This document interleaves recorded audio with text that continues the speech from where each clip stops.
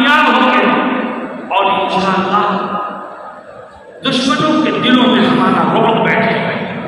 میرے دوستوں اور ساتھیوں، نبی کریم صلی اللہ علیہ وسلم کی تعریف اللہ رب العزت نے فرمائی ہے، اور آپ کی شان اللہ کے بعد سب سے بڑی شان ہے۔ اللہ ہمیں آپ کی عزت اور دنیا والوں کو آپ کا احترام کرنا سکھائے۔ یاد رکھو مسلمانوں، اسلام ہمیں اجازت نہیں دے گا کہ ہم کسی کے غلط گناہ کو برا کریں۔ اسلام ہمیں اجازت نہیں دے گا کہ ہم کسی کی خدا کی شان میں گستاخی کریں۔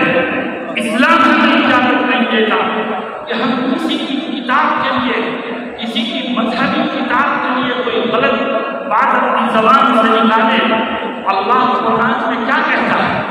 اللہ فرماتا ہے وَلَا تَسُبُّوا الَّذِينَ يَدْعُونَ مِن دُونِ اللَّهِ، اللہ کہتا ہے وہ لوگ جو خدا کے سوا کسی اور کو خدا مانتے ہیں، ان کے باطل خداؤں کو برا مت کہو۔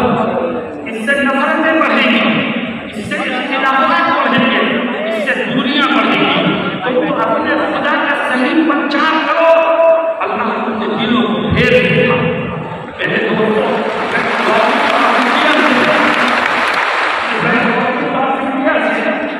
یہ درخواست کروں گا اس کنونشن کے مادھیم سے کہ شان مخالف میں گستاخی کرنے والے کو ملک کے کانسٹیٹیوشن میں جو سزا لکھی ہے وہ سزا دے گا۔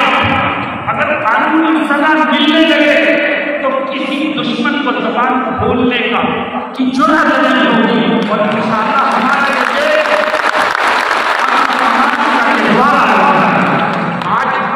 گورنمنٹ کی کرسیوں پر بیٹھے ہوئے لوگ اور ایڈمنسٹریشن کے ذمہ دار اپنی ذمہ داری کو ادا کرنے میں کوتاہی کر رہے ہیں، تبھی ایک کے بعد ایک شان رسالت میں گستاخی کی ہمت کرتا ہے۔ میرے دوستوں اور ساتھیوں، اس دیش کا آئین سیکولر آئین ہے۔ کچھ طاقتیں ایسی پیدا ہو گئی ہیں جو اس دیش کے سیکولر آئین کو ختم کرنے کی بات ہے۔ یاد رکھو، اگر اس دیش میں ہندو، مسلمان، سکھ اور عیسائی آپس میں بھائی بھائی بن کر رہ سکتا ہے تو صرف اس کے سیکولر آئین کی وجہ سے ہے۔